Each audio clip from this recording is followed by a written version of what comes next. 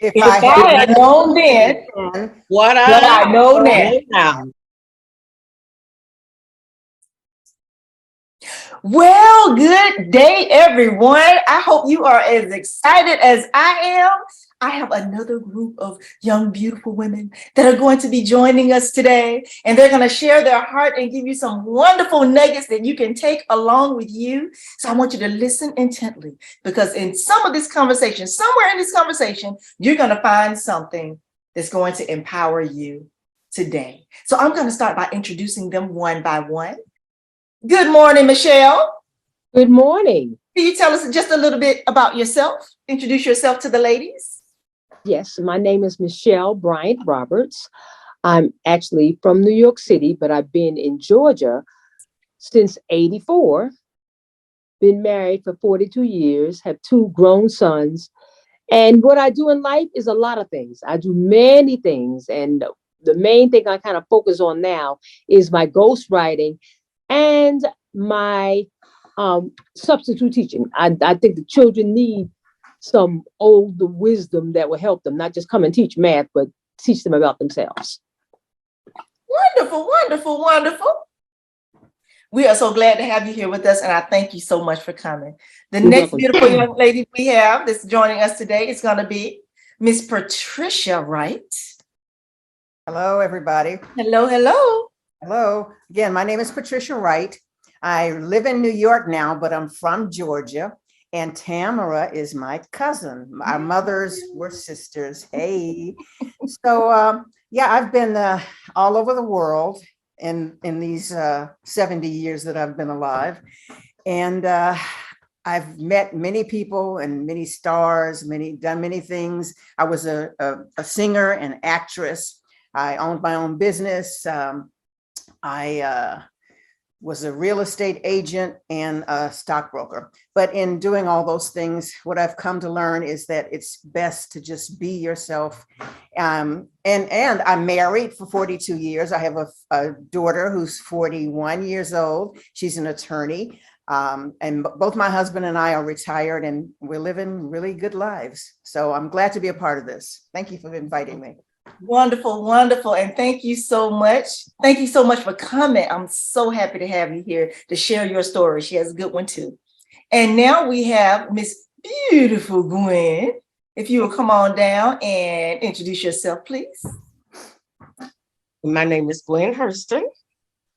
I was married for 49 years. My husband passed away in May of 2017. I have three beautiful children.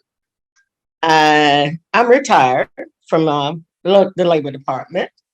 And I have chosen to do things when I want to and not do things because basically I was married all of my life. In fact, I've been married longer than I was single.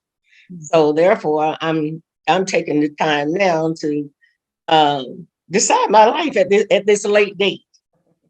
So that's about it, I think. Wonderful, wonderful. And I'm glad to be here. I'm glad. And listen, if you're still here, there's more for you to do. I just want to let you know that if you're still here, there is much more for you to do. Because you have a lot of beautiful grandkids, and we all need the wisdom, especially some of the things you're going to tell us today. We need you. We need you. We do. So and we're going to get into a lot more. So I'm so excited. So we're going to go ahead and go back to bring Miss Michele in, and we'll start with the question of the day. And the question of the day is, if I had known then what I know now, what advice would I give to my younger self? Michele, take it away. And that is a big question because I have several things that I've learned. I've always learned something new and that I would have told myself when I was. And I will stick with this one, and that is think about your future. I am a roll with the punches type person. So when I was young, I did a lot of things that I didn't think about because I wasn't thinking about my future. I was just enjoying the day. I was born with sickle cell anemia. So I didn't know that as a child. I went in the army and everything. And my mother, I found out after I found out, and I asked her, she said, of course I knew, but she never told me. She said, oh, I don't want you to go in the army. So the reason why I'm telling that is not to make this a pity party. Please don't feel any sorry for me. I'm 67. I've made it this far. I live the life of, I'm going to live my life to the fullest every day. So my sisters and them would call me rebellious. And as I grew up, I realized rebellion is not a good word. I said I'm a radical thinker. So I've always thought outside the box, always did walk to the beat of my own drummer. I grew up in a house with a preacher for a father. I had on earrings, a big afro. I hung out. And I mean, I didn't do them wrong, but I did my own thing. So if I know now, if I knew then what I know now, I would have planned my life a little more structured. I don't regret anything I did. I'm able to tell a lot of stories because I did a lot of things and I've been around a lot. I was in the Army, then I stayed away from home. I went to college after that. So I've done a lot of things in my life because I didn't know any better. And I was a roll with the punches type person, and roll with the punches, whatever, free spirited, if you want to call it that. Where something came up, I did it. And what you brought up was the fact that when I got married, it kind of had to settle me some because I did it all. And I had to be a little more structured. So how was dating? How was dating for you? I never had my heart broken in my life. And I had many boyfriends. So you were a player. You were a player. Let's call it what it is. No, were you a player? Were you a female player? I was a female player. Yes. All right. Yes, I was. And how did that benefit or not you? How did that benefit you or not? Only thing that concerns me is I may have a little more testosterone or something because I didn't get my heart broken. And if you look like maybe you didn't like me anymore, next, it didn't bother me. And I know this may sound crazy, but I was raped too. And I think, Tammara, you knew that. But I blamed myself because I went up in a mountain when I had just gotten in the Army. So I was 18. I may have finished basic training, so I may have been 19. And this guy came to call on me that I used to go eat breakfast with. I didn't even know his name. And let me suffice it by saying he wasn't even my type. And he came with another guy that I really didn't know and said, "You want to go smoke a blunt?" And I said, "Yes." So my father was a preacher, remember? So I'm telling you all the stuff I did. And I did more than blunt. I didn't get to be a drug addict, thank God. But anyway, we went up and walked about a mile down the street and up a mountain about a half a mile. We were in Fayetteville, North Carolina, walked up. It was higher than this little hill. It was pretty high up. We went up in there to smoke. And as soon as we started smoking, the other guy that was with him left. And then I was in a fog. And I won't say no chloroform. I won't say whatever, out of sorts.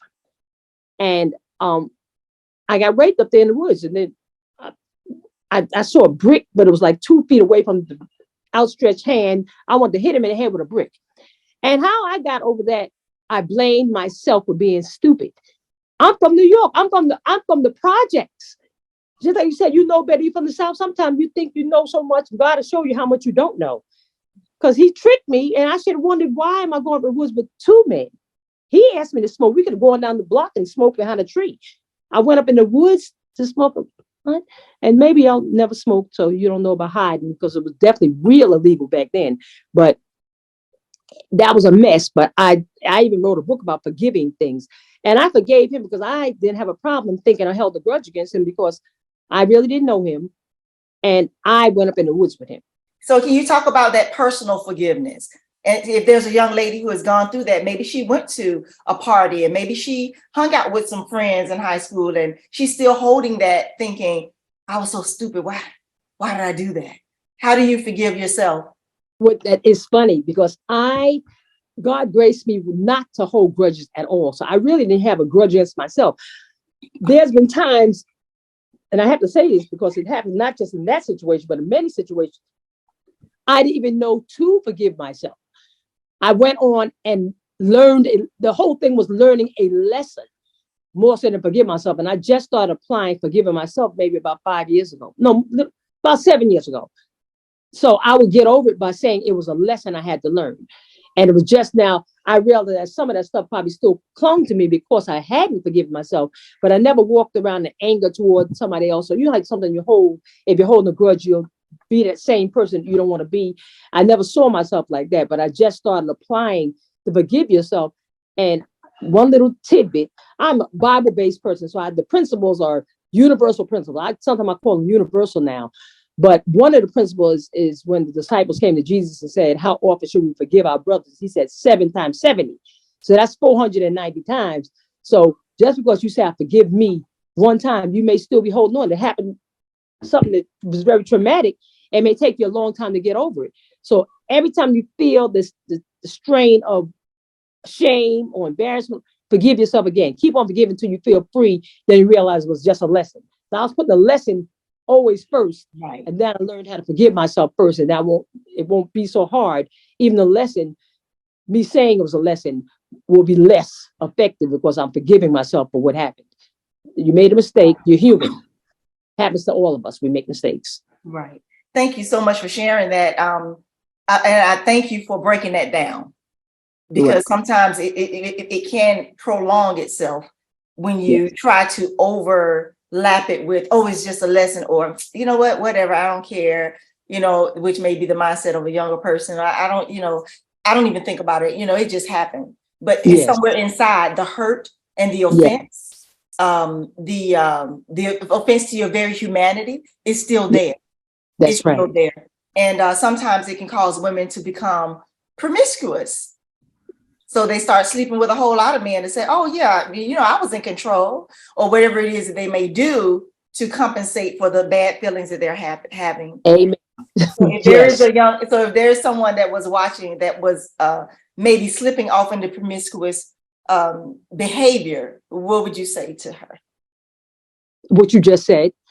See what the root cause is, because I was just leaving home.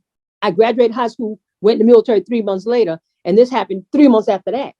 So that what you just state was, you could draw on that picture and put me on it. That was my life. And I didn't realize until just recently when I've come away from it many years later. So do you think maybe the promiscuous part came after the rape, or were you already just kind of open? The way you asked me, I don't know if everybody got that. When you told that story just then, what could happen, that's exactly what happened to me. And and it was a control thing. I controlled me. That was that player. Yeah. Nobody can break my heart, and nobody can take anything from me because I'm enjoying this too. At least I told myself that. Right. So I think taking away the shame of it, but I don't regret it because that's my history. So I don't regret it because that's part of my story. That's how I'm able to relate to young people, because anything they say, oh, well, you owe us. Then I said, no, this happened. Then they said, wow. So one last question for you. Specifically, what was your turning point that got you to the place where you said, okay, I'm going to stop this behavior? It may seem a little dangerous. I mean, did you start seeing that the promiscuous behavior was kind of dangerous, or what made you say, okay, I'm ready to settle down, or I can't keep living like this? What was your story? What would you say to someone to give them because you may have someone to say, you know what, I don't want to do this no more, but I don't know how to turn. I don't know what else to do. And I'm gonna give you an example. There was a young lady. They have this thing right now. They call themselves modern women, where they make the money. They have their own stuff. I don't need a man. I just need a man for sex. And so what I'm going to do is I'm going to get my numbers up. So that means if you've slept with 20 men, that's low. We're talking about 60, 70 men. And so there was a young lady on YouTube that said she was crying. And that's why I stopped. I was like, wait a minute, why is she crying? She was saying that, she said, I'm 31 and I want a family. She said, but y'all, I don't even know how to love. I don't know what love is, because I've been doing this whole modern woman thing and it's not right. And I want to love, but I don't even know how to love. Right. I got my numbers up. I slept with 79 men, but now they're trying to make me feel bad because I slept with all those men. But when I was sleeping with them, they were like, yeah, girl, so I don't even know what to do with this. That's where they are. Oh, yeah. Oh, yeah. So what would you say to a young lady that has been there? At some point, you got to turn in and look inside why it's happening and tell yourself the truth. For one, a lot of times they live in this life and it's a lie. No woman wants to live like that in her right mind. And I don't mean like she has bipolar or anything like that. Because that happens too. But most of the women that live like that, they decided because they don't know how to love themselves. And of course, if they don't love themselves, they don't know how to love other people. And what happened, they just live in their life and it's doing the same thing I was doing, just living your life and say, there was no name like, what do you call a modern woman? I wasn't calling it nothing. I was just living my life. And I had no, believe you me, they're publicizing it. I wasn't living in secret, but I didn't have any names. They didn't call me any name because I was very clean. I don't know how to say it right. You might want to edit this out, but I was a clean hoe. I was not. I will not be editing that. We will definitely be keeping that comment. Say it again. I was a clean hoe. Oh, didn't nobody never said, there go that nasty girl. There go that girl that sucks stuff. They didn't say that about me and I wasn't trying to hide. I just was I grew up in a church. My father was a preacher, so we grew up wholesome. I wasn't living a wholesome life, but I didn't have that ugliness on it. I would be sitting in bars and stuff, and they would say, "What's a nice girl like you doing in a place like this?" And I didn't know I was that. I thought I looked like everybody else, but it all the time, and it didn't make me change my life. But at some point, I got caught up. And then when I went to college, I think it made a difference too. That's why I said that when I first started, deciding to do something more with yourself. When you love yourself, you want to be all that you're supposed to be. And that would take away the time you spent being a whatever woman you want to call, promiscuous, just out there. There's so much, that's a waste. It's just like being on drugs or being an alcoholic. It's something set in the earth to waste time so you won't fulfill what you're supposed to be doing. And a lot of my time was wasted in that lifestyle. Although I went in the Army, did well, did my 3 years, then I went to college. I was doing it away from my job, my life. In the book, it talks about standards. In the book, it talks about standards. It talks about boundaries, character, integrity. If I had known my own beauty, if I had known what boundaries were, if I had known standards, it talks about that in the book. Do you think that a book like this would help a young lady who's dealing with some of the things that you dealt with? Yes, because one, I'm not sure what you said, but it triggered something in me to make me think about, I started out with the sickle cell. So my mother and father thought I was going to die. So they didn't give me vision. They didn't give me. So I went out I started out, my foundation was wild. So going into promiscuity was just part of the wildness. I was hanging out in the projects. My family didn't do that. I hung out on the bench where they were drinking 40 ounces and playing spades. And I was out there with them because I didn't have any vision. So yes, a book like that would give them knowledge of who they are. I didn't know I was anybody. If they thought I was going to die, all I'm doing is just fighting to be alive. And I don't mean fighting to breathe. I mean just doing whatever.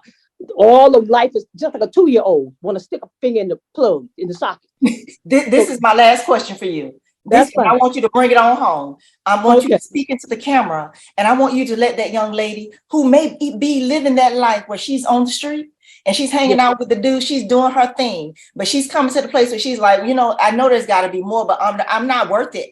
I'm not worth it. I'm not worthy because I'm just. You might have been a clean hoe, Miss Michele, but I'm a nasty hoe, or I'm a classy hoe, or whatever she may be saying. Yes, speak to her. And speak to her about her value, because that's in the book too. Knowing if I had known my true value. And is it too late for her? Does any of the things that she's done define who she is as a woman for the rest of her life? No. Now, nobody called me a hoe, but I knew that's what I was doing. Speak to her. Nobody knew what I was doing except for me and the people I did it with. But the truth of the matter is there's something residing in you. I was writing chapters in my diary, not knowing I was going to write later. I dreamed, maybe I'll write a book one day. And it was just a joke. I wrote in composition notebooks. It was in you from a child. You went and just overrode it, but it's still there. The day you decide, I don't want to be like this anymore, you got to start making a plan. As they say, write the vision, make it plain. You got to start writing what you want to do to get out of where you are, so you'll have something to see. Even if it's a vision board party you have by yourself, it's in you already. I don't want to do this anymore. Well, don't do that anymore. Do what's naturally in you. Nobody was created just to be a street girl, or just to be a nasty or clean hoe. Still has the word hoe attached to it. No one was created to do that. You were created for greater, and you have to decide, I'm going to start today. The day you decide to start is the day you start. It's on you. You have the power to start it yourself. Nobody has to come and tell you, affirm you, or supervise it. You can start it yourself. And when you tap into it, you'll find a whole nother world that you knew nothing about, because that happened to me. I had no clue. Now I've been married for 42 years and have 2 grown children that I don't have to take care anymore. All I have is a dog. But there's more to life than what you've been doing. A lot of that stuff was time wasters, but that's okay. It comes your testimony. Like, I'm able to tell you that now because I've been away from that life many years, and I'm still here to tell somebody you can come out of that. All right. Thank you. Thank you. Thank you so much. Thank you so much for sharing your story. You're welcome. Thank you so much. And we're going to bring you back down. We have the group discussion. So now we're going to move on to our